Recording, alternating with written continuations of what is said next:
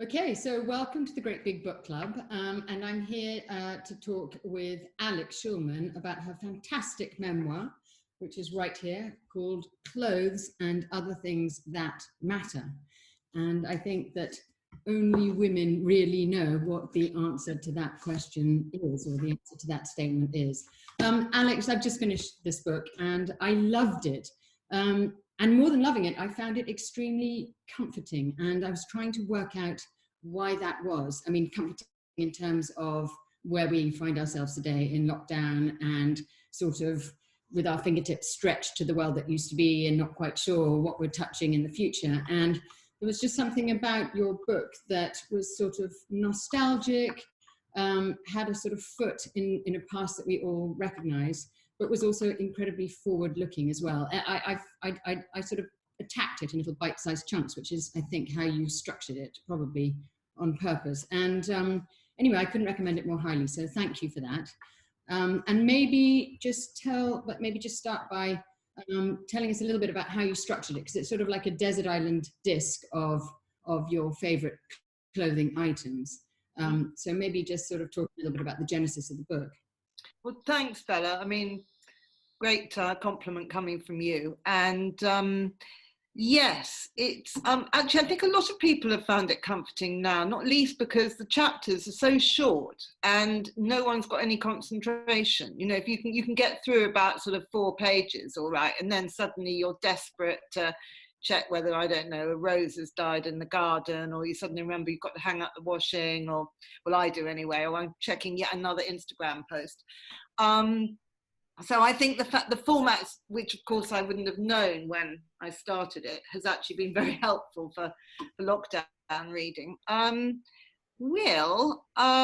sort of formatted itself in the end. I wasn't quite sure how to make it work.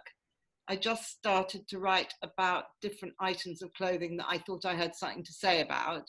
And then when I ran out of the ones that I thought I had something to say about, I started to dig around for ones that I might have something to say about. And then actually it was the big issue was how to format it, because it's, I think, something like 30 chapters. But they're not really chronological. I mean, they slightly are. I start with my school start-right shoes and I end with a piece of jewellery given to me when I left Vogue. But as you know, every chapter goes backwards and forwards. So I sort of put it together a bit like a magazine. I would have a magazine, which was, you know, things that are a bit glamorous next door to things that were a bit more depressing, you know, a colour next door to an object, that kind of thing, I think. I don't know. Right. Essentially, it's about the psychology of dressing in clothes, and it's about the complicated relationship that we have with our own wardrobes, and I suppose by extension our own bodies, and by extension our lives, and all the rest of it. So it's a sort of, you know, mini universals within bigger and ever increasingly large universals, and I think that's what makes it so appealing for everybody, because everybody has those relationships, however different, with their own clothes. So I guess I wanted to ask you is, you know, why are clothes so powerful? Why do they mean so much to us? I think that clothes, well, first and foremost, they're actually on our body, aren't they? You know, physically, they touch us. And so they are very much part of our lives, part of what we do every day. Those clothes are part of, literally. So I think that's some of their potency. They're also the way that we can tell other people about ourselves. So, you know, you make a decision what you want to say about yourself, you can very easily do through your clothes. I mean, obviously, clothes can be costume, and they aren't, as it were, the real you. But even making that decision not to be the real you is making some kind of a statement. So I think that's another reason why they're so important to us. And I mean, literally, they cover us. You know, they literally are, you know, protection against us in the world. So I think as you will remember from having children, you know, very small children are very opinionated about their clothes. They really care. It's not like they don't care about in kind of necessarily sort of style ways, but they do care. I'm not going to wear that pair of red trousers kind of thing. children are passionate about what they're going to wear, very determined. I think clothing is a very human instinct. And do you think the way that we do express ourselves has changed? Because I mean, your book sort of essentially kicks off, I mean, apart from the childhood stuff, but your work with your Vogue in the 80s. And I don't know about you, but to me, the sort of 80s was this era of kind of women in power suits, you know, trying to break into the office world. You know, they were sort of Maggie Thatcher, you know, it was sort of fists up in feminism. But the flip side of that was that it was a dressing up box era to some extent. You know, there were so many different movements going on. You know, there was punk and there was, you know, skinheads.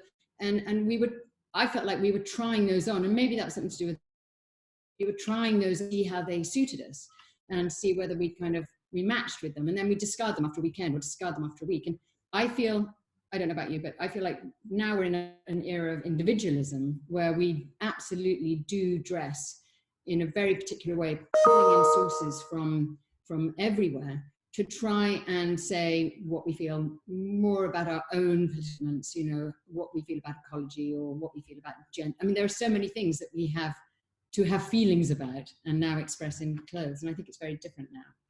Yeah, there's, I've forgotten, of course, that you were a dress designer in the 80s. And there's that whole bit that I write about, you know, which was that 80s thing of big earrings and suits and yes, and that funny thing, which I only realized when I was writing it, about power dressing, how actually the people who dressed in that power dressing way were actually the wives of rich men. They weren't powerful women at all. You know, it was sort of Ivana Trump and Mercedes Bass and things like that. Actually, the women who were, if there were any powerful women, they weren't wearing those kind of fashionable power suits early on. That was quite an interesting thought to me. But also, you're right, there was that kind of clubland tribalism, you know, that new romantics, or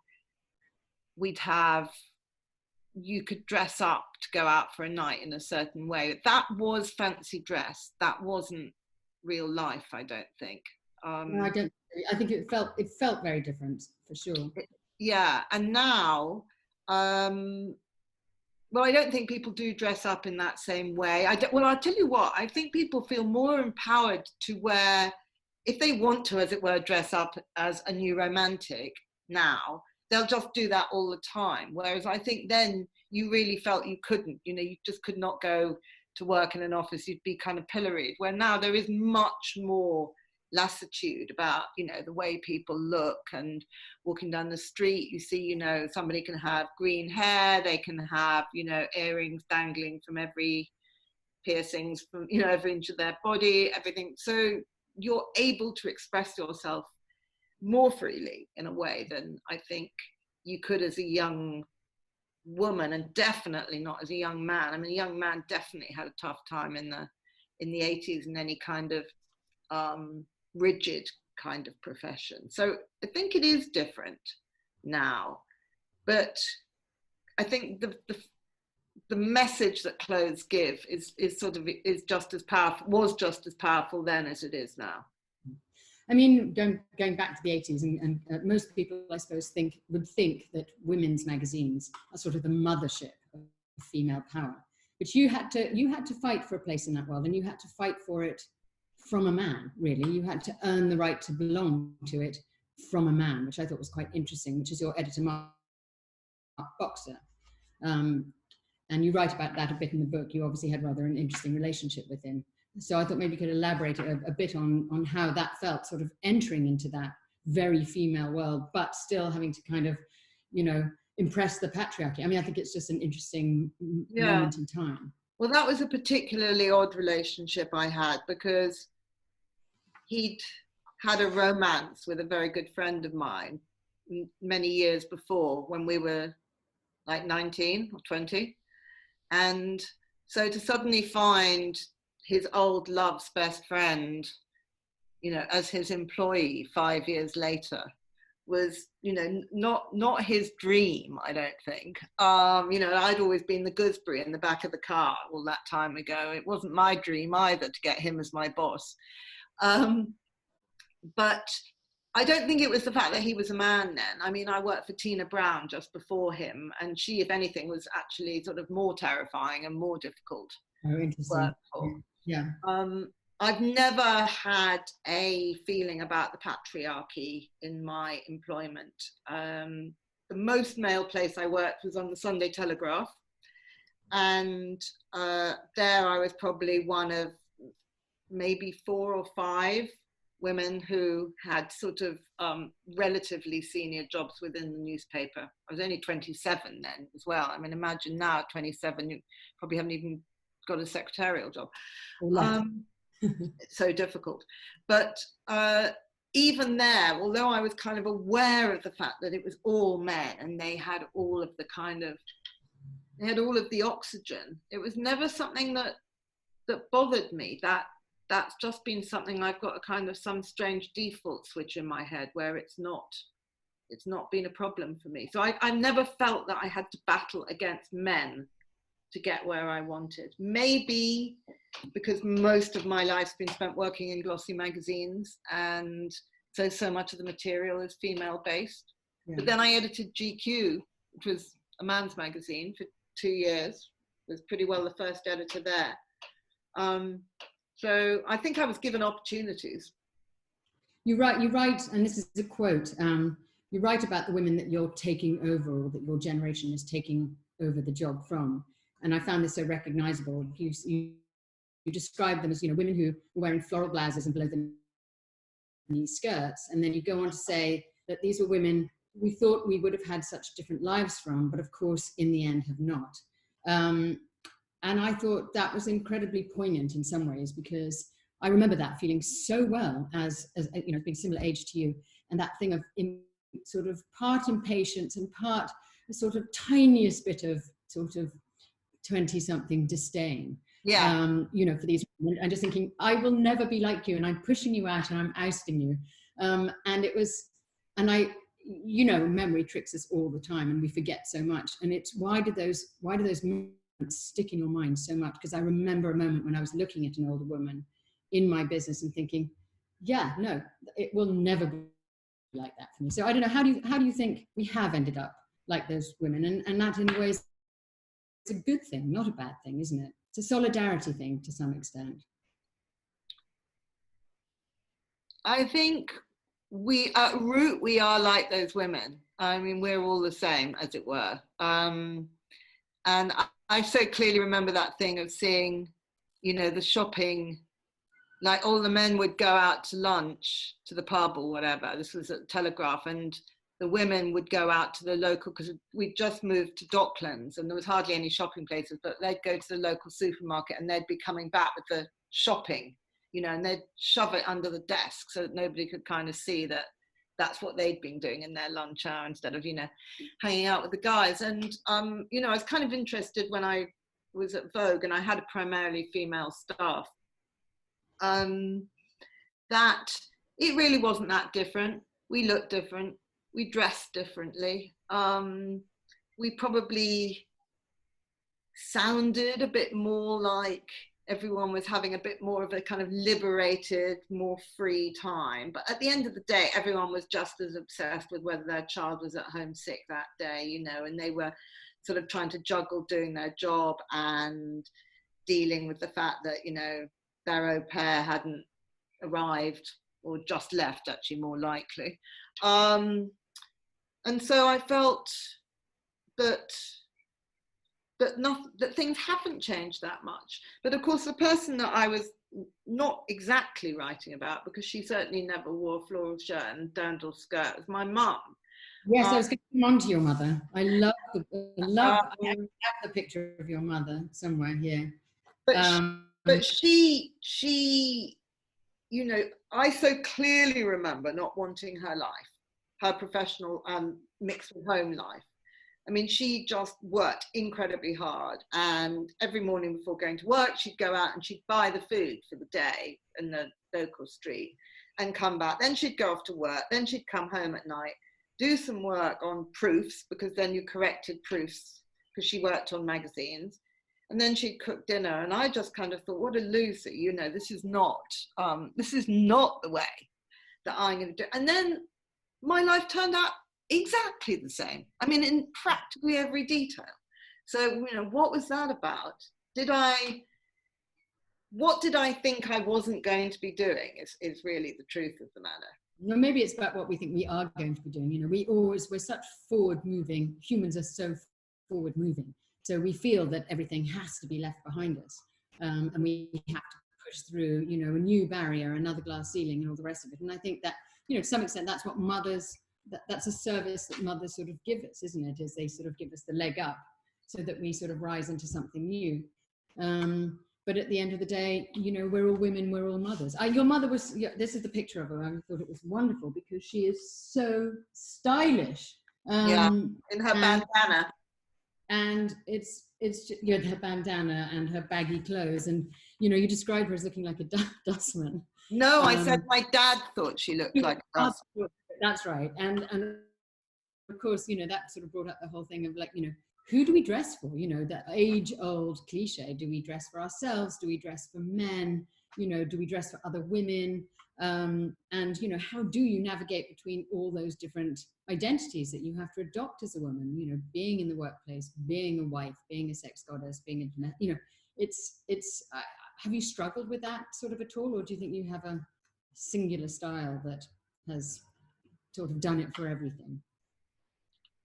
I've never felt insecure about making decisions about my clothes. I mean, I've always just felt that I would wear what I wanted to wear, really. And so, you know, that got thrown into more relief when I went to Vogue, and maybe I didn't look like everyone's idea of a Vogue editor some of the time, or maybe most of the time.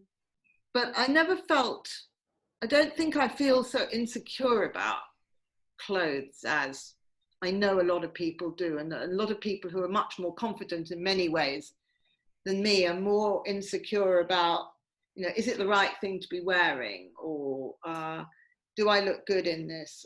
Or whatever. I think the thing that's always interested me is that thing about dressing for men or not dressing for men. And at Vogue, we'd spend a lot of time in the offices. You know, everyone would spend a lot of time hilariously talking about how many things they wore that they liked wearing that their boyfriends or their husbands, you know, hated them wearing. And that was always kind of a long-running joke. But I think that is quite an interesting thing, because I wear lots of things that the person I live with, David, really, I know, finds deeply unattractive. He's not much going to like this thing, which is my new dress, which is a kind of very, very loose, sort of oatmeal coloured sack, essentially. Meet my dungarees. Yeah, I know, I was going to say, and you and your dungarees, right? So, but on the other hand, actually, if the person you're with and the man you're with wears something that you really hate them in, it is jolly annoying. I mean, you really, really don't like seeing them in that. So it's funny that women feel more kind of like, well, we should be able to wear what we want. And then when men wear some kind of sad short sleeve patterned shirt that we hate, we're like, oh God, I can't bear to look at him. That's because there's usually that lack of taste, whereas ours all right. So much choice that we want to, you know, we want to change our identity every once in a while. You said about Vogue that you knew what you wanted it to be, what your Vogue, what my Vogue should be, which is beautiful, accessible, and relevant. I can't imagine that was very easy. It's a very simple statement, but quite tough to do that in a magazine. How did you impose that on the magazine, do you think? Is it just degrees, or?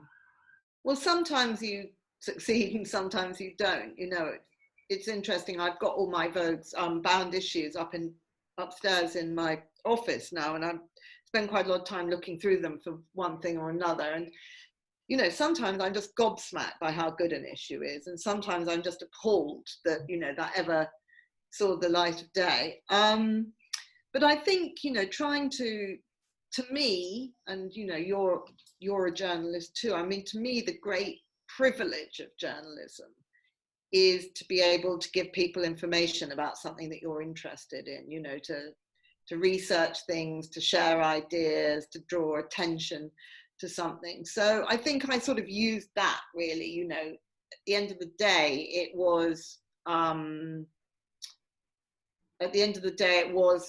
very much what I thought people might be interested in. Oh, oddly, you're the speaker things around you. Wait, say that again. Is it? Okay. My internet connection is unstable. That's why I just got a message. Is that better? Okay. Yeah, fine. It's okay. Good. Let's keep going. Okay. So, guys, it was fine because I'm watching it as it would go out. So Bella was actually okay. Okay, no, it's just it had the yellow box when I was speaking was round her, so I didn't know what it was. No, I promised you I could hear you. Okay, it's half an hour, so could we move on a tiny bit to talk about memoir, because I think you two might have a nice time with that. Wait, sorry, what do we, talk about memoir? Yeah. I just think because you two, because it's half an hour. Yeah, so sure. If we, and so we've got about another 7 or 8 minutes, I suppose. Okay, cool. Okay. So Alex, how did you find it writing? Did you struggle with the idea of writing about kind of your life in the context of you know, having a partner and a son and ex-boyfriends? I mean, did you find that tricky? The people I was worried about was my sister and brother, but particularly my sister, because a lot of the book does have childhood memories, and I knew for a fact that, you know, it would be like, no, we didn't go there, or, you know, no, that book wasn't red, and no, your party dress wasn't pink, and, you know, would be that thing. And I think it is an imposition to write about family, because it is really only, memoir is only from your point of view. But Nikki, my sister, and Jason have been incredibly nice about it, and very generous, really, given that, you know, I'm sure not everything was quite the way they saw it. I funnily enough, didn't have a problem writing about my ex-husband, who also is very generous about it. Or I was concerned about writing about my son, and very much made sure that he was okay with everything that I wrote about him, because actually I think, you know, your children, particularly now, they're very, very sensitive to what you to ownership of their own identity, I think, and they don't want you putting their identity out there for them. But I think memoir is, you don't want to be navel gazing too much, do you? It's, you know, it's hard feeling, you know, you wonder sometimes whether maybe you're just overblowing something, whether it's not interesting, it's only interesting because it's so personal. I found that the difficult thing to wade with it. I gave in the book originally, you know, any editing that was done, it was everybody that read it and all said, don't take out the memoir bits. Those are the bits you've got to leave in. You know, it's where you're doing fashion history. If you want to cut a chapter down, cut some of the history out, but keep the autobiography and the memoir in. But it was something I wasn't 100% sure about. Yeah. Well, I think you've got to have, particularly in your book, I think you need to have the memoir and the personal stuff, because it just gives such context to everything that you're writing about. Enough of them there. Yeah. Well, I think it's actually, I wrote a diary about Vogue before, the book before, which was, you know, Diary of 100 Years of Vogue, my 100-year of Vogue anniversary. And I think there, you know, some of the people I work with, they weren't particularly happy about, you know, my description of things that had happened then. But I mean, one of the things I've been really interested, just to sort of take it on slightly on memoir, is that, you know, I've been quite lucky and had pretty nice reviews of the book so far, but the criticism that has constantly come out is, well, why didn't you dish on people? Why didn't you tell us, you know, more kind of inside information about what famous people were really like and things like that? And that really sort of intrigued me, because I thought, well, intrigued and irritated, because that wasn't the book I set out to write. And it's quite clear at the beginning that it's not, you know, it's not a kind of, it's not one of those memoirs. It wasn't a diary that I kept, you know, while I was at Vogue or something like that. But it interests me, you know, the appetite for memoir to essentially be quite negative about other people around you is huge. And that's what, you know, in a way makes a successful, really successful memoir, I think, if people love to see, you know, the wars and the dissing somebody and all of that. So I'd be quite intrigued about that. Sorry, yeah, it says a lot about our, you know, our appetite for gossip and for things that essentially matter that much. I mean, it's more of a reflection on the public than I think it is on your memoir that's been criticised for that. I mean, even if you had set out to write a more candid story about fashion, you know, that's not your personality. You know, I can't see you doing that anyway. It doesn't seem to fit in with everything I know of you. I mean, obviously I've known you a long time anyway, but everything that I can see of you in this book, it wouldn't have worked. It would have felt very out of place with your viewpoint on the world, which I think is what's nice about this, is you have a very optimistic viewpoint of the world, whether it's going into Vogue and your aspirations at Vogue, or whether it's how you feel leaving Vogue and getting on with a new life. I mean, you said, you know, you wrote this lovely little piece about being in Alderburgh, I think, with David, and you sort of looked up at the gulls and you sort of suddenly thought, I presume you were looking out at the sea and just thought, oh God, you know, the future, therein lies freedom rather than therein lies the terror of something new. That's such an incredibly brave and optimistic way of looking at your next chapter. So I was has it turned out the way you wanted it to, post Vogue life?